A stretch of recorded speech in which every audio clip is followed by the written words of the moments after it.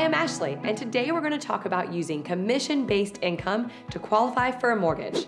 Due to the fluctuation that comes with commission pay, it's ideal to have a 2-year track record of commission earnings. This will give us enough reported history to determine your average income. Before you begin your mortgage application, be sure to gather 2 years' worth of W-2s, your most recent pay stub, and 1 commission check from your employer.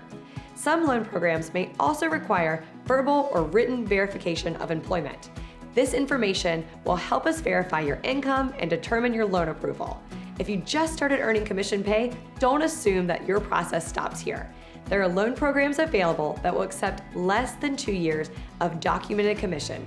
If you plan to purchase a home using your commission pay and would like to learn more, give us a call or start your application online at ovmfinancial.com/quickstart.